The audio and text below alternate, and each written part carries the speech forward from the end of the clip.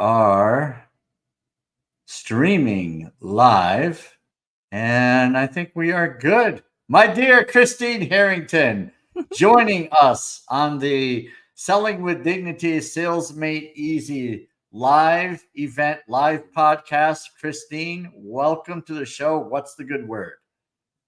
Hi, Harry. Thank you so much for having me back. So, to talk about my favorite subject. All right. Well, I love this subject. And, when we think, we'll see if this is actually streaming to the group because I've got the pop ups coming up from StreamYard. But such is life. We're gonna keep going here because we've got other folks that are seeing this. So the whole challenge, I mean, there are many challenges with making calls, and we cannot have this conversation enough because people are not making calls consistently enough generally to be any good at it. So right. They might be good for a couple of hours, but then, weeks can go by and then they're facing the same stage fright again. So the things that I think about that are pretty common for people is number one, we have the stage fright, right? Where we just don't do it enough to feel like we're any good at it. So we talk ourselves out of it that way. There's also the feeling of I'm interrupting the person and I can't see the person's face. So there's a lot of uncertainty there. And then there's just the overall fear of being turned down. And none of us like to be turned down. We don't like to hear the word no. So we got that going on. So there's all kinds of things going on in our mind, the least of which is the chances that something good may happen. So that's kind of what I wanted to talk about today is how we can get past the negative and start doing stuff that's on the call side that's actually good for our business. So, and I know you have a ton of experience, Christine. You and I have spoken before on podcasts, and I just love the way that you approach the whole topic. So am I missing anything here on this? I don't think so. Let's first start with distinguishing what a lead and a prospect is. Okay.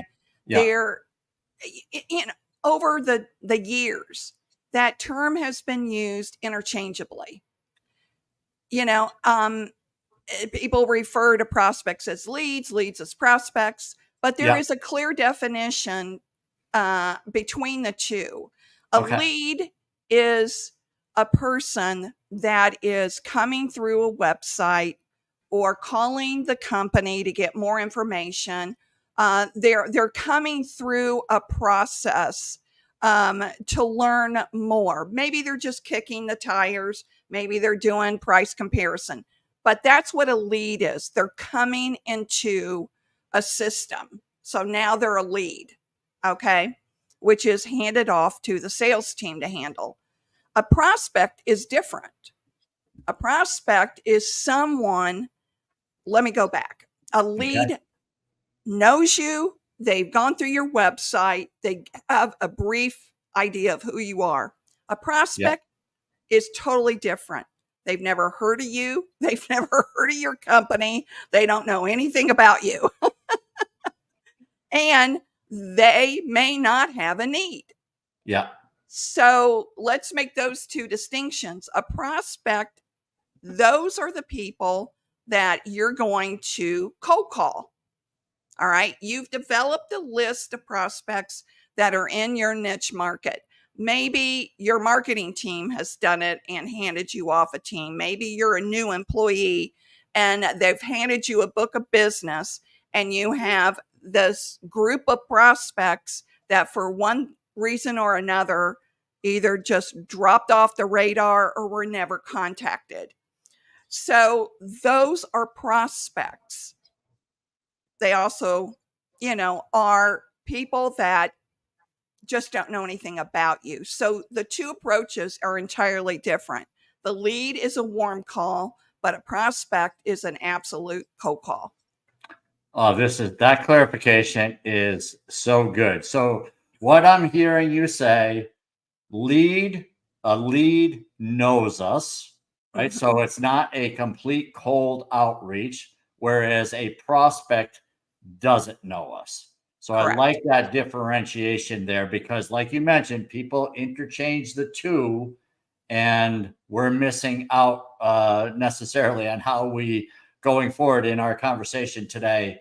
Is there is a difference in making calls to the different parties. Yes, and as a result of interchanging those words, salespeople have a tendency to treat leads and prospects exactly the same. Mm. And they're not. They have entirely two different sales journeys. Okay. And I did a video about this. I think it was Tuesday on a live, just so your audience knows. Yeah. I do free training every Tuesday and Thursday evening at 8 p.m. or 7 p.m.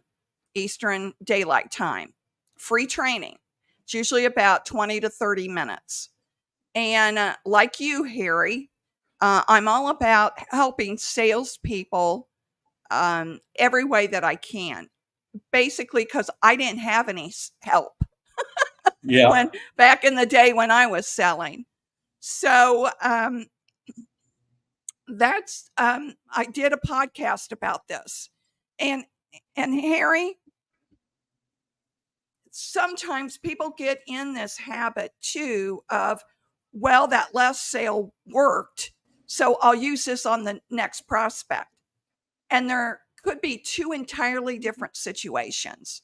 So you have to analyze each lead, each prospect on its own merits and not treat them all the same. Yeah.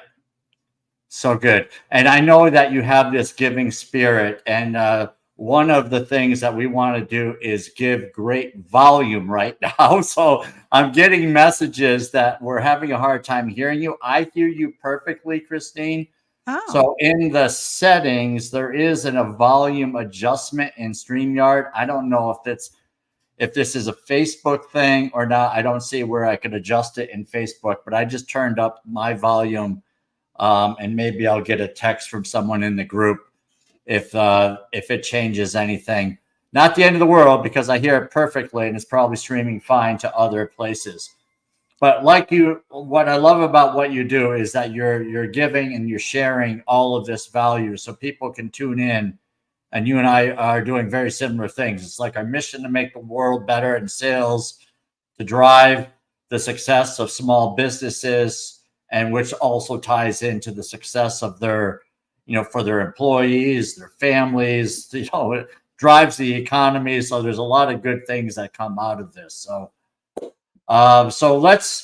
where do we start with this? Do you feel like one of the things I think about generally is to have some kind of script, even though we don't want to sound scripted. But not that I'm an expert like you, because this is what you do day in and day out. But before I make an important call, and a call to a person that is a potential buyer, to me is an important call, I want to know what I'm going to say. I don't want to just wing it. Even though I've winged it in the past, those calls are not really good, right? So I've learned that you want to be better on the call. So a script comes to mind for me. What about you? Yes, I believe in using scripts. Is my volume better, everyone?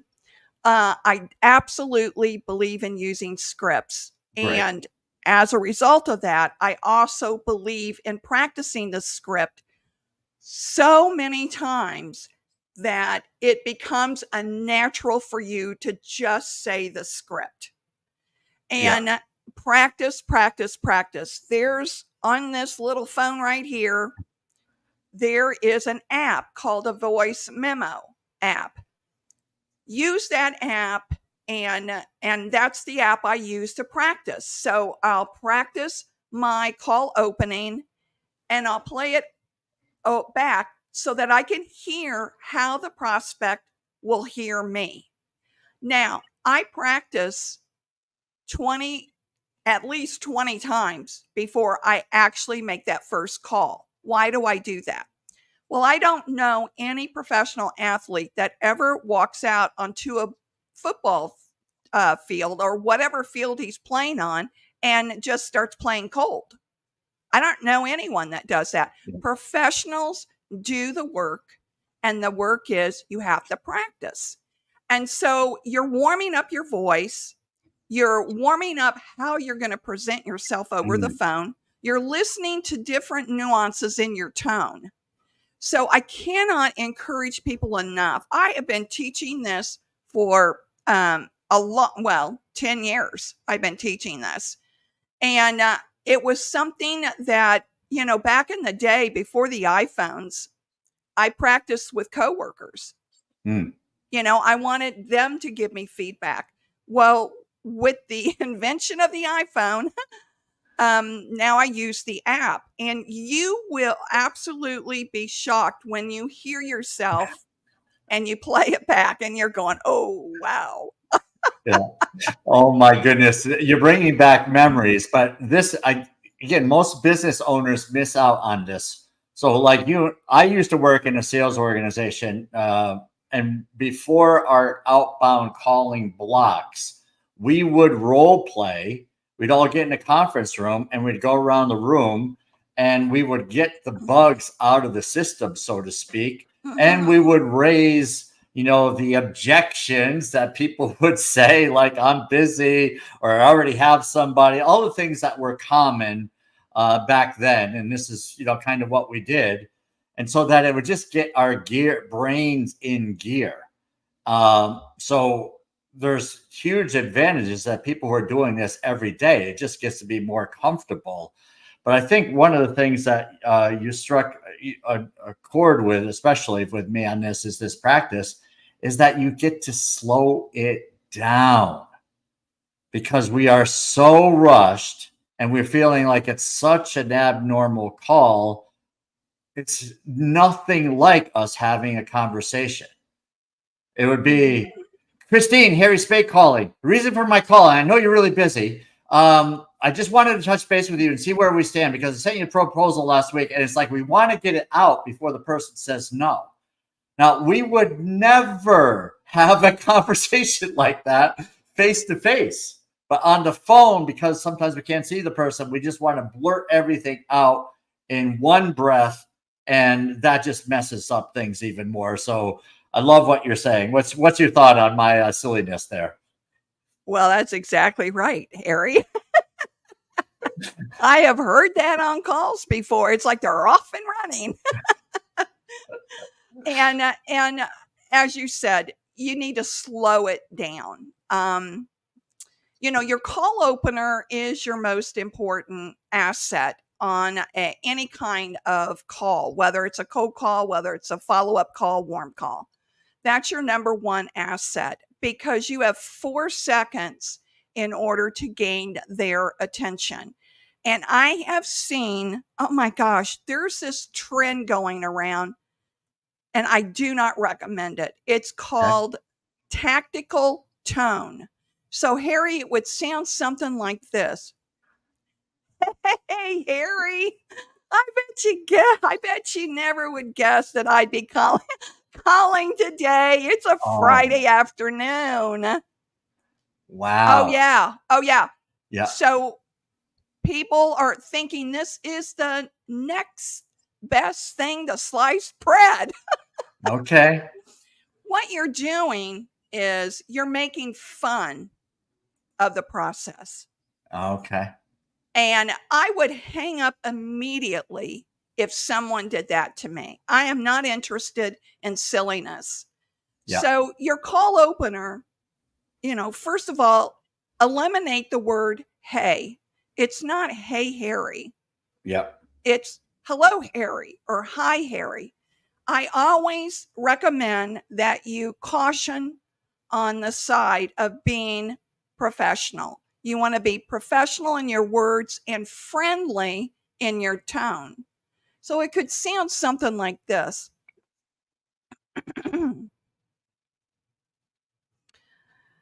Hi, Harry. This is Christine with ABC Technologies. We help businesses like yours secure their cybersecurity in a more complete fashion. Harry, are you still over IT? Yes. Yes. Okay. So that was just off the cuff. Yeah. If I was going to pitch my services, I would say, "Hi, Harry. This is Christine with the Savvy Sales Lady coaching firm. We help businesses like yours increase their cold and email outreach through sales, through training and coaching. Are you still involved in the training process with your company?" I am. Okay. So, you know, that is short and complete. It Hmm. sounded, well, you tell me, how did it sound? Yeah, it sounded very natural, like you've done this before. It's clear. I like how you're addressing people. I know I do the hey thing quite a bit. And I used to think the same, and I used to say the same thing as you. So I do agree with you on the professionality, if that's a word, professionalism of using hi or hello and just being relaxed. So good stuff there. And then you're giving clarity as to, you're asking if I'm in the right place. What's the benefit of asking that question that comes to mind for you? It could be any question, frankly. So let me break down the call opening sequence. Okay. Okay. So your first sequence is addressing the prospect by their name because everyone loves to hear their name. Yeah. All right. So, "Hi, Harry." The Mm. next part is to be completely transparent.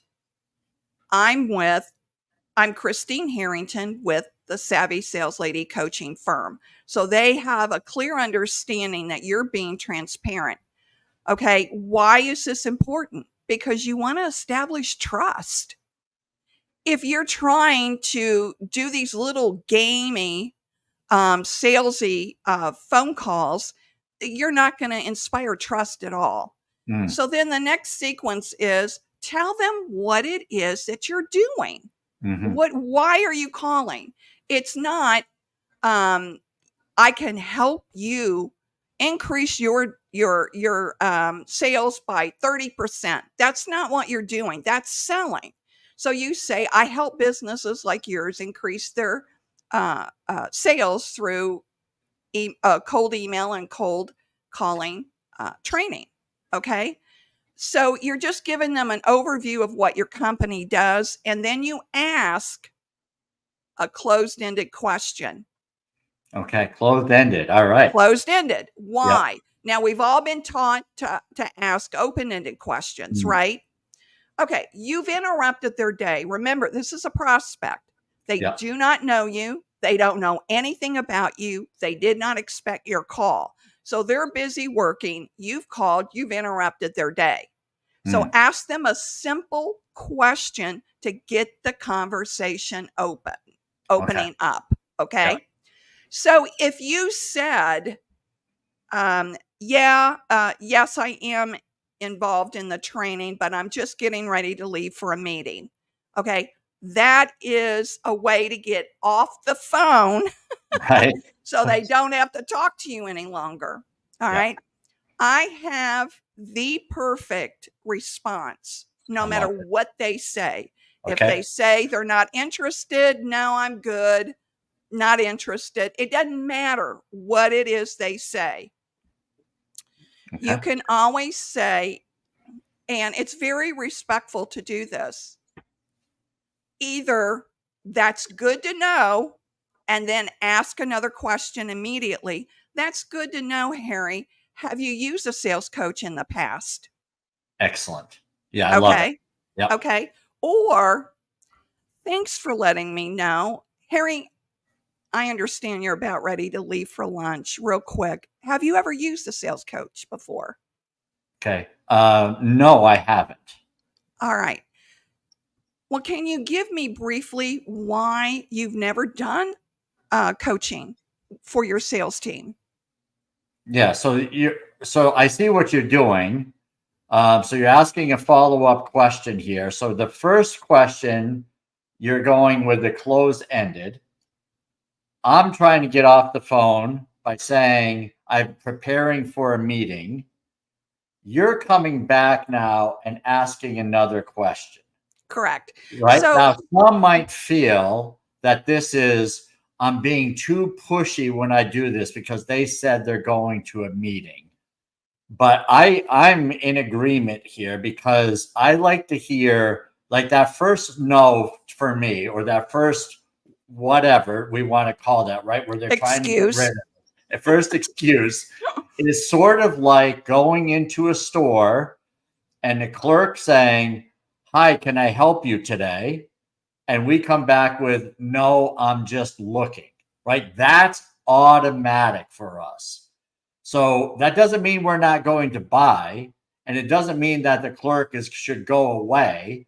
You can still ask a follow-up question, and this is kind of what you're doing here. Is like you're acknowledging the first thing, but you're still going to ask a follow-up question because that just may be an automated response. Is the That's way I'm picking it up. exactly right. Their brain goes, "Oh, I'm going to a meeting." Yeah, exactly. Yep. Right. And chances are they don't have a meeting. Sometimes Exactly. it's legitimate, and Yeah. you'll know that during the course of the conversation. But you want to redirect their attention away from what they're doing now to talking to you, to have a conversation with you. And so be respectful and say, thank you for letting me know. And this is where sales reps get tripped up. What they do is they pause, and you Mm. can't do that. They'll go something like, "That's good to know." And then they pause, and then the person Right. will, immediately go, "Well, see ya." Right. So Yep. you've got to make it one stream. Thank you for letting me know. Real quick, Harry, have you ever used a sales coach in the past? Nice. Yeah. So good. And because that like you mentioned, that pause, you're now telling the potential buyer, the prospect, you're saying, "I'm going to give you permission to leave," by pausing. Mm-hmm. Right? When you pause, just think, "I'm giving you permission to leave." Because they're going to think of, and it's nothing against you, and it doesn't tell you if they're interested or not.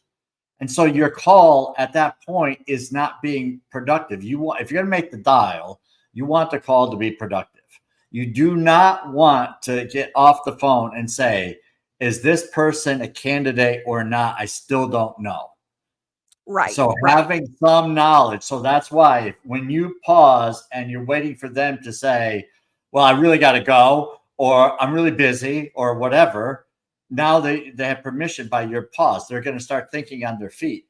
You keeping them engaged like you're doing is you're thanking them and then coming right back with a question. Now you're going to at least be able to determine more if this person is worth having additional conversations with. Am I right there? Is that what you're thinking? That's exactly right. And here is a rule of thumb, everyone: statement, then question. Okay. Statement, then question. That way, so if you were to say to me, well, we've really not had a need to hire in a coach. That's why we haven't worked for coaches in the past. Our team is doing really well in sales. And so I'm going to do a statement, then a coach. Well, that's really good to know, Harry, that your team is doing so well. Sometimes, though, it's not always about a need, but a want. Maybe your sales team wants more sales training, maybe higher level sales training. Maybe they want inspiration and a new perspective to think about selling. There's a whole gamut of reasons that could occur. Have you asked your sales team what they want? Okay, great. Nice follow up. So it sounds to me, based on this question, you've come across this excuse before, like "we're running smooth." And then you got off the phone and said, "This is where we have to think a little bit because we want to be better on the next call." You might have said, "The next time I hear that," because there are salespeople out there that want motivation, want inspiration, they want to hear fresh ideas. This is what you offer. And yet the person, so your first attempt is, well, maybe they need sales coaching, but part of that sales coaching they might be thinking is only sales improvement, but that whole inspiration and motivation and fresh ideas, this is what keeps sales exciting for the salespeople, right? Is that kind of how that evolved? Yes, yes. And it evolved from a workshop that I did, oh gosh, Weeks ago. 2018, 2019. And I went, aha. Yeah. And one of the people in the audience said, oh my gosh. Yeah, she turned to her boss and she said, oh my gosh, we have got to have more of this. And it was a training on mindset. Yeah. So I went, okay, here is I've been focused on needs. I should be focusing on wants. What does the sales team want? Yeah. Right. And then I started offering when they weren't sure if they would want to do it or not. I would say, I'll tell you what, why don't I do this for you? So it's not taking up your time. Why don't I survey your team and find out what it is they want to learn, what it is that they want to have a new perspective on selling? Let me do that survey for you, and I'll come back with the results. And every time I would come back, well, not every time, I think maybe once or twice, they would come back and they would book a workshop and then a series of coaching for their team. Nice. Because they didn't think about, well, what does the team want? All right. Yeah, I love it. And I just got a little bit distracted here, just making sure the sound and everything is good. But this is where the adjustments need to happen, right? When you're making these types of calls, you have to learn from them. Otherwise, you're missing out on potential opportunities. It could be such a nuanced thing that someone with skills and is doing this day in and day out is going to pick up on. But if we're doing it periodically, we might be in robot mode and not necessarily thinking. But this is where you have to start writing down what people are saying and kind of look at your notes. And I'm hearing, I'm not interested, I'm not interested, I'm not interested, or whatever, right? Whatever the topic is. And, sometimes you could tie that in to the conversation, right? Yeah. Where you kind of raise a concern that people have, and you can tie that in. I know there's a lot of people today that are making calls that are asking for 30 seconds or 60 seconds to see if this is even a potential fit. Do you know what I'm talking about here, Christine? I do. Yeah, what's your feeling on that? I'm not saying right or wrong. I'm just curious as to what your feeling is. Let me say this first. On the needs versus wants, that's just reframing the objection. Okay. That's all that is. That will work for any industry, any product or service you sell. So think that through about your own product or service. Okay. So I am a person that doesn't believe in these 1 minute, 2 minute conversations. I think if you want to develop rapport and trust with a prospect or a lead, you got to have more than a few minute conversations. If that's all you're going to do, you can send a survey and hopefully they'll answer. But here's my biggest emphasis on cold calling. Okay. The cold call isn't designed to sell. It's only designed to set the appointment for the sales conversation. Right. And that's where a lot of people get derailed. They're pushing and pushing and pushing on the cold call to try to sell their product and service. I would never buy on the first call. Right. Especially a higher ticket item. What about when the prospect, right, potential buyer, says, well, what is this all about?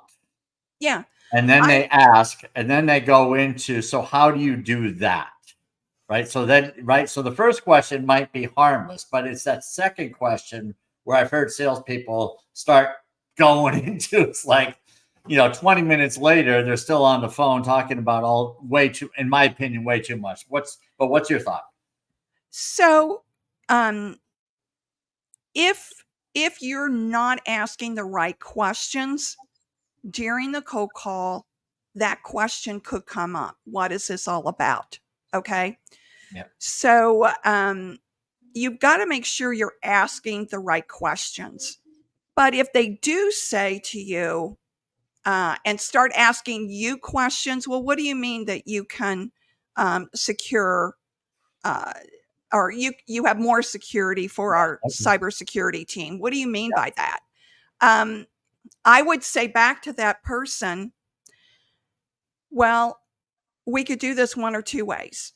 And I'm happy to answer this question in detail. I don't know if this is the right time for you. If you have 20 minutes, I can go through it now, or we could book a time in the near future where I can absolutely go through the whole process with you. I just want to be respectful of your time. Oh, beautiful. And if they say, no, I've got time, then I'll give them the information. Yeah.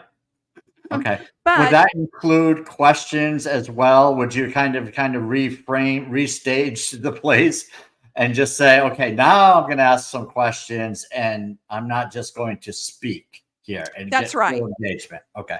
You're still doing the statement question. Well, we first start out by doing XYZ. Is that something you do currently? And then you could go to, once we have done X, Y, and Z, the next stage is ABC. Is this something your system can do? So, you're leading them through the process. Love it. All right. So now switching gears a little bit. This is a situation where we've spoken to somebody in the past. They showed interest. We're emailing, not getting any response. And I think it's a good time to make a call. What do we do in this type of call? Do we just pick up where, like, say it's been weeks since we spoke to the person? And I just did a video on this today. It's like, we think they've been thinking about us for the entire amount of time. And when they see us, they're like, I know exactly why you're calling. No. So what's your thought on this? So it's been weeks since we've spoken to the person. We haven't really gotten them. Now we want to call and just kind of see how we can get them re-engaged and get back in the process would be my thinking. What's yours? Well, a couple of nuggets here. First, never get off the phone until you've set the next appointment. Nice. So you should always do the next step before you end that call. All right. So let's say you set the appointment and you go and do the appointment and the prospect doesn't show up, whether he's not in his office or he's not responding to your call, whatever. I would immediately send an email and apologize and say, I must have gotten the time mixed up. I blame it on myself. Right. Yeah. And then what is typical is most salespeople think they're not interested. So I'm just not going to contact them anymore, especially if they don't respond to the email. So it's been 10 weeks. You pick up the phone and chances are I'm going to get your voicemail. Okay. Yeah. So I'm going to say, hi, Harry. This is Christine Harrington with the Savvy Sales Lady. I really owe you an apology. It's been over 10 weeks since I've last contacted you. if you would, please give me a call at blah, blah, blah. And then I'll say, if I don't hear back from you right away, I understand you're busy. I'll give you a call tomorrow. Okay, so here's typically what salespeople say. Well, nobody listens to their voicemail anymore. Number one. Right. Yeah. Well, all voicemail systems and our smartphones now have voice to text for a voicemail. So they may not listen to it, but they can certainly read it, which is why you want to make sure that you're articulate over the phone. And that it's a short, sweet message. It's under 20 seconds. So that's the first thing you're going to do. So let's play this whole scenario out. You don't hear back. Yeah. Then you call back the next day and you leave another voice message, a similar voice message. Then you send an email. Okay. And maybe you reach out, 5 to 10 times more, which isn't typical for sales reps, as we know. Yeah, right. 5 to 10 times sounds like a heck of a lot. But the reality is, it takes somewhere in the neighborhood. I've heard numbers up to like 18. high teens and more, right? The number of times we need to reach out and touch somebody before they respond. That's right. That's right. Okay. Yep. And because if you don't book that initial appointment, within 48 hours, you are now no longer a priority to that prospect. Okay. Every hour that ticks by, you become more and more and more in the distant. Yep. Not because they're not interested. It's because everyone has busy lives. That's why. And you're not the only person trying to sell to them. Amen. So I always do a final email. Okay. All right. So let's say this has gone on for now 2 or 3 months. Yeah. And there's been absolutely no response. Now, I'm not going to say this happens every time, Harry, but it happens enough times that I continue to use it and teach it. Okay. And that is, I send a final email. Reps never do that. All right. They never say, well, I guess we broke up. I would never say that, by the way, in an email. Okay. But you would simply send an email and say, hi, Harry, it seems like you have been incredibly busy over the last 3 to 4 months. I don't want to be a pest. So this will be my final email. Now, in case you've been meaning to reach out to me, here are the ways that we can connect. I do hope that we are able to connect. And then sincerely, Christine Harrington. So what has happened to me in the past is I've had people either immediately email me back and say, I am so sorry, Christine, you're right. I should have reached out.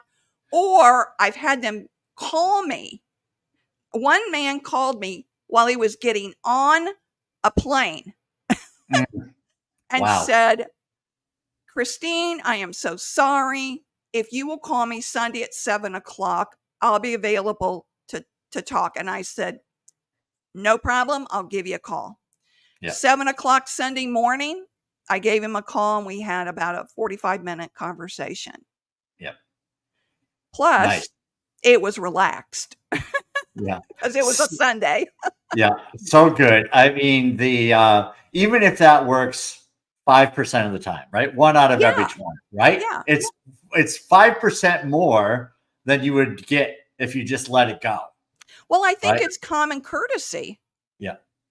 It's just common courtesy to let them know that, you don't want to continue to chase them and you are going, this will be the final email. And real quick, Harry, there's an absolute trend going around, which I do not recommend. I've received them myself. And that is, why haven't you responded to me? Oh my goodness. I sent you an email on Monday. I haven't heard back. Why not? Do not do that. Now You want to align with the prospect. Yeah. Don't give them guilt and shame. Good grief. Yeah, I mean, it is crazy. I look at it as, I mean, again, not everyone's going to buy, even though they might say, and I love what you said, is like you're telling me the reality.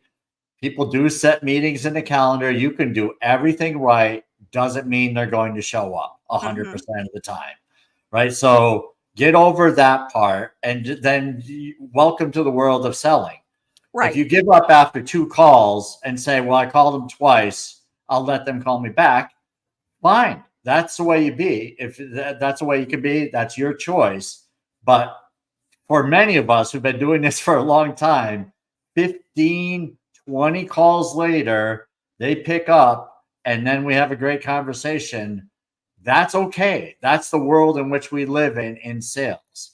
So for those who are not used to this, I understand that this is a big change of thinking, but it's reality. In the corporate world, especially when businesses they think salespeople are always going to be there.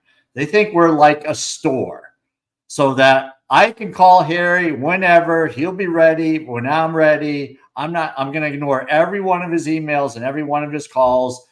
And eventually the person picks up. And this is the way it is, folks. So I wouldn't say get discouraged. I mean, we're trying to show here that this is reality, and that sometimes it does take 15 or 20 or more outreach calls or emails before the person comes around. And so when you, like for Christine, like when you do the, we're going to call this the breakup email, right? But does that mean they're gone for good? Do they resurface? Okay. What's your thought? Yeah, no, they're not gone for good. What you're going to do is maybe kick them out 6 months and try again. Just to give you all some encouragement, I contacted a prospect 100 times over a course of a year. Yeah. And I sold them. I have had VPs of sales tell me, can you teach my team to be as persistent as you are in follow-up? And I also have a short story to tell you. Love it. This producer of a network, those people are like hungry dogs with a bone. He contacted this particular person that he was trying to get on as a guest for 2 years straight. He would email and call every other week for 2 years straight, and finally got him on. I have had people that I've called businesses over and over again.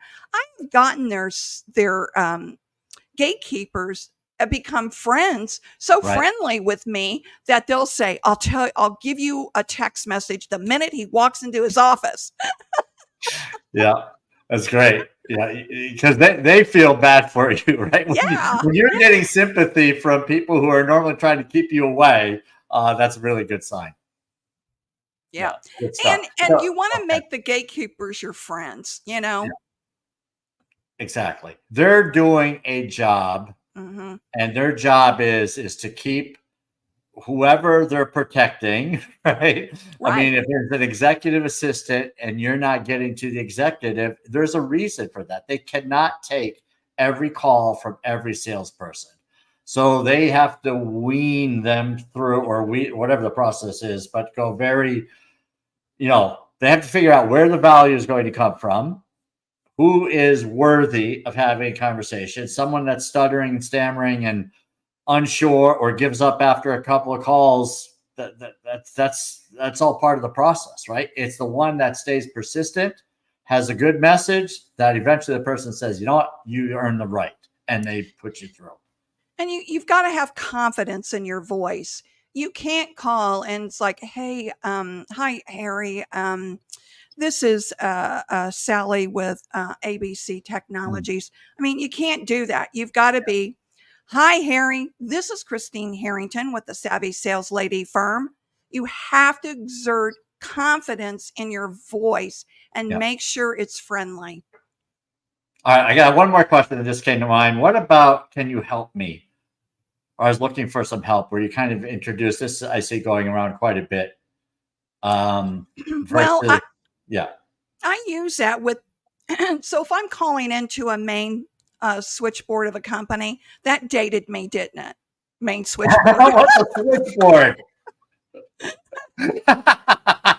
Unfortunately, I knew what you were talking about. Then I realized that dated me as well. Yeah. So when you're calling into a main corporate phone number and you get the receptionist, that's the person I'll ask, hey, this is, and they'll say who they are. ABC Technologies, can I help you? This is Christine with the Savvy Sales Lady Coaching Firm. I need your help real quick. Is the sales manager still John Smith? And they'll look and they'll go, well, we've got several sales managers. Who do you want specifically? And I said, well, would you mind giving me the names of the people that that are the sales managers? So that's the person I ask for help.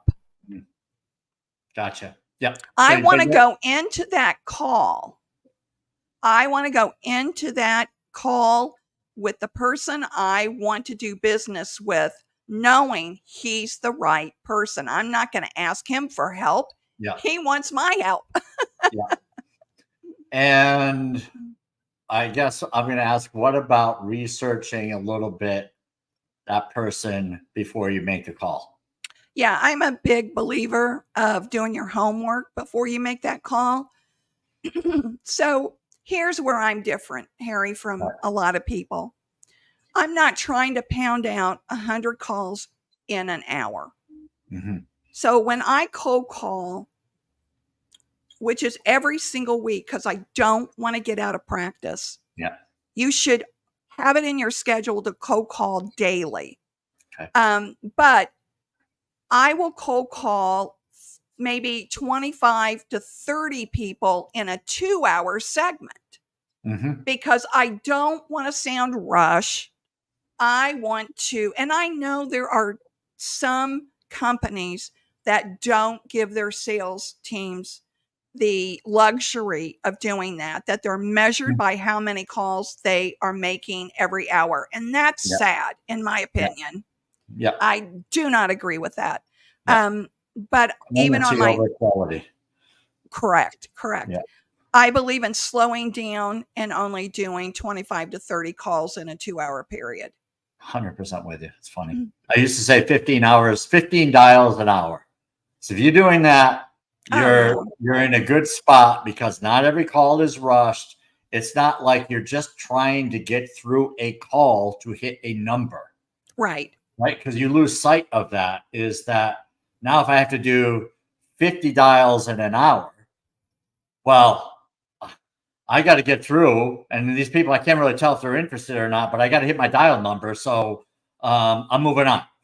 Yeah. Mentally, exactly. we're thinking this without necessarily really realizing it, without awareness. So my sequence is cold call, and this is in, excuse me, the handbook that I'm giving away for free on how I sold 26 deals in 9 days. Now, this is not unusual for me. Normally, when I'm cold calling for small businesses, I'll do 20 a month. So what I do is I set up 26 appointments for this one small business, which I have a testimonial on it. And they closed every one of them. So I set the appointment up with my coaching. They closed every one of them. Nice. And I went on to sell about 41, and they didn't have enough staff to keep up with it. Wow. So my sequence is, which is in the free giveaway, and I give you my scripts and I give you everything in there, how I did that. It is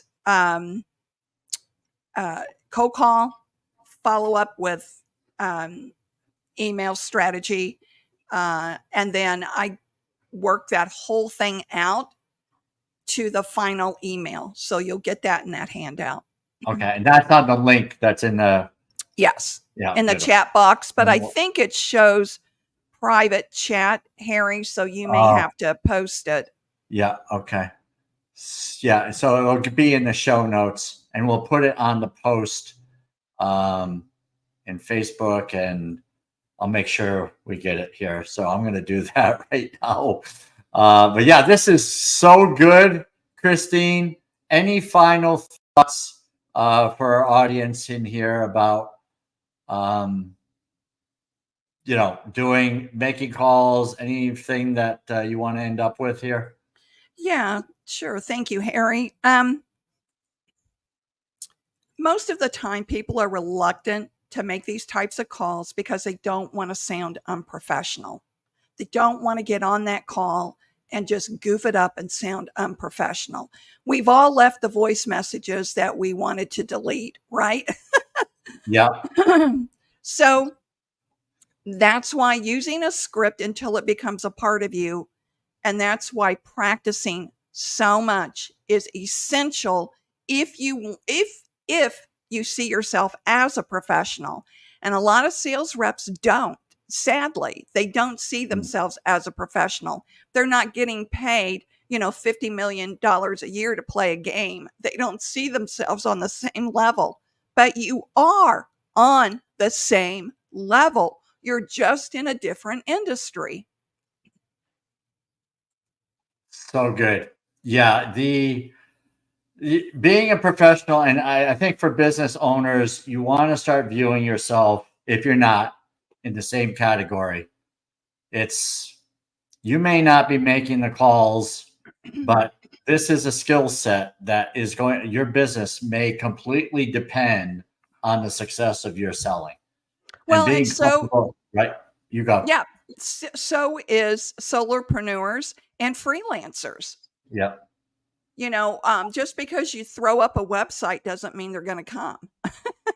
Exactly. Yes. Great stuff. Christine, where can people find more of you? Thank you for the handout. We're going to download that. It's in the comments on Facebook, but I'll make sure it's in the show notes. People want to work with you. How do they do that? Where do they find you? Okay. Thank you, Harry. I am most active on YouTube, X, and LinkedIn. And on my LinkedIn profile, you can subscribe to my newsletter, Focus Drop, that comes out once a week on Tuesdays, all packed full of tips and strategies. I do not bombard your inbox with emails every single day. You get one a week. Initially, when you sign up, you'll get a welcome, and then you'll get to confirm your subscription. But overall, I do coaching for the very beginning sales teams, the rookie salesperson on up to the seasoned salesperson. You would be surprised how many people that are seasoned sales professionals that come to me, because everybody needs a fresh perspective. So even as old dogs, right, Harry? Yeah. I'm telling you, I learned a lot from this. So yeah, absolutely. So anything The Savvy Sales Lady, you can look that up, and I'm everywhere. And my website is christineharrington.com. All right. Well, thank you so much. This has been awesome. Tons of value, Christine. Thank you for taking your time out of your day and helping this group. And hopefully we all get better, but you guys have a star coach right here in Christine Harrington. So look her up, download her guide. And I really, really appreciate what you're doing. Great stuff. Thank you, Harry, for having me on. It's really a pleasure to be on with you. You're one of my favorites. Awesome. All right. The check is in the mail for you.